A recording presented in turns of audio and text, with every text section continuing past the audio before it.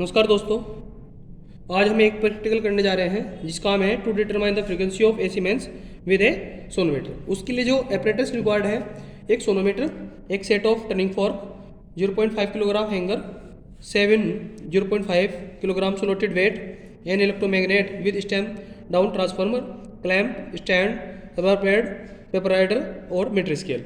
हमारे पास सारे इंस्ट्रूमेंट्स हैं, सारे एपरेटस हैं। वो उसके लिए जो फॉर्मूला है हमारा बच्चों, वो फॉर्मूला अप्लाई करेंगे हम। ये पहले एपरेटस को देख लेते हैं। ये एक सोनोमीटर है, ये एक बैलेंस है, वे एक सोनोमीटर डिवाइस है जिसमें एक स्टेप डाउन ट्रांसफार्मर लगा है जो क्या उसका वर्क है कि भाई 220 वोल्ट को 7 या 8 एसी वोल्ट में कन्वर्ट करेगा। ये स्टैंड है और ये एक इलेक्ट्रोमैग्नेट है। जब इलेक्ट्रोमैग्नेट में आप करंट पास करोगे तो उसमें मैग्नेट बनना शुरू हो जाएगा। तो जो अल्टरनेट करंट है हमारी सीमा, सुनो बेटा, जो हमारी अल्टरनेट करंट है वो क्या करेगी, अपनी वैल्यू को लगातार चेंज करेगी, जिससे ये एक बार मैग्नेटाइज होगी, उसके बाद डीमैग्नेटाइज होगी।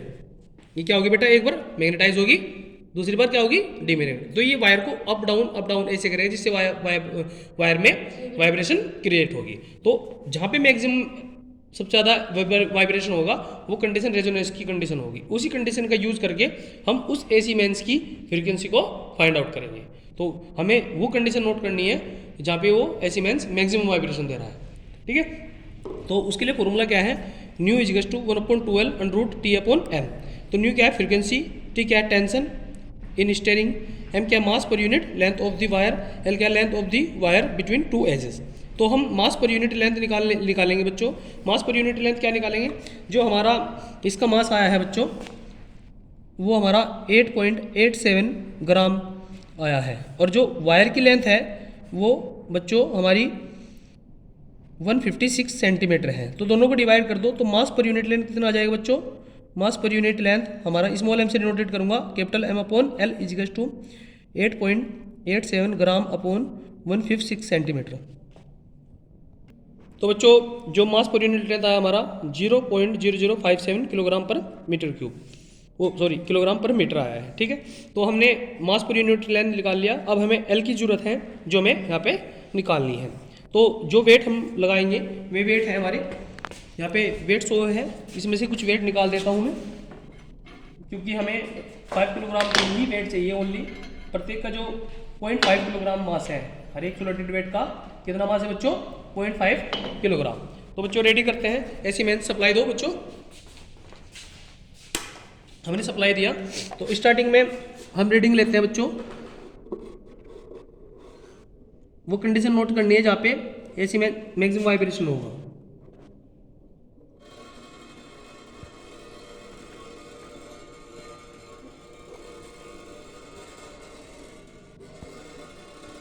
ये मैक्सिमम वाइब्रेशन की कंडीशन है बच्चों, इसको नोट डाउन कर लेते हैं। 68, 38 दोनों के बीच का डिफरेंस कितना हो बच्चों, 30। तो जो एल की वैल्यू आई बच्चों हमारी वो कितनी आई बच्चों, 30 सेंटीमीटर। अब हर एक वेट बढ़ाते जाएंगे, वेट बढ़ाएंगे, वेट बढ़ाओ बच्चों। हमने अब वेट 1 kg किया हुआ है, कितना किया हुआ है, 1 kg। फिर इसको लेंथ को बढ़ाते जाएंगे,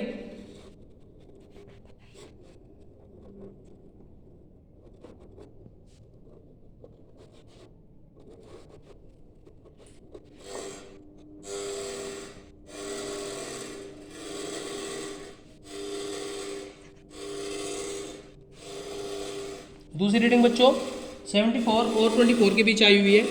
किस किस के बीच आई बच्चों, 24 और 74 के बीच आई है।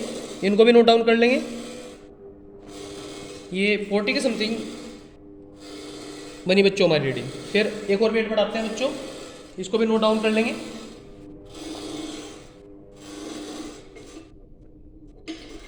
अब की बार 1.5 किलोग्राम वेट किया हुआ है।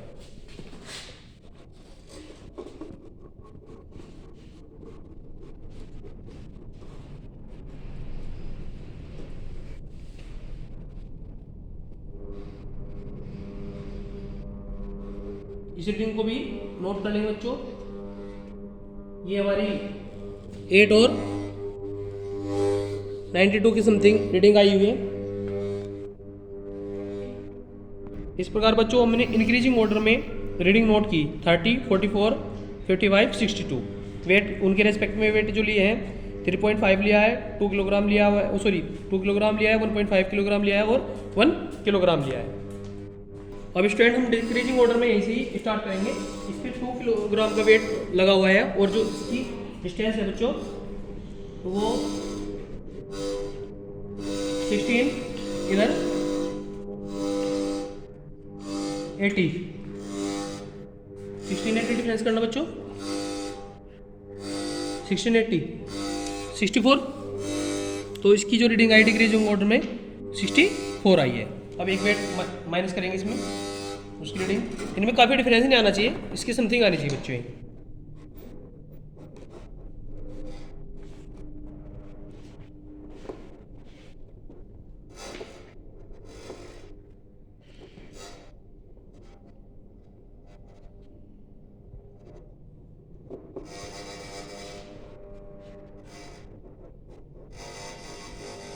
ये मैक्सिमम कंडीशन बच्चों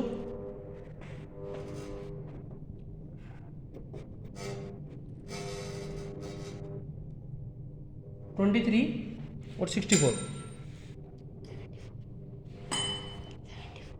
74।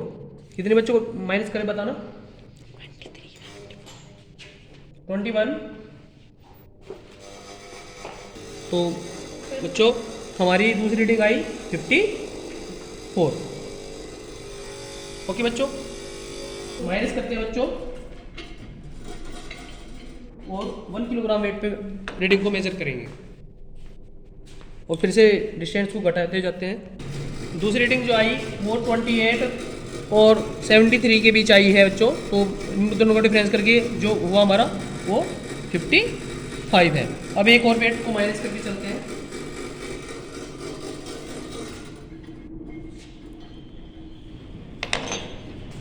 तो इसकी भी रीडिंग नोट करके चलेंगे बच्चों। दूसरी जो रीडिंग आई बच्चों वो 28 पर आया। ठीक है, इस तरीके से हमने इंक्रीजिंग और डिक्रीजिंग ऑर्डर में लिमिट ले ली है और इनका फिर मीन फाइंड आउट करते हैं। इसका मीन क्या आएगा बच्चों 29,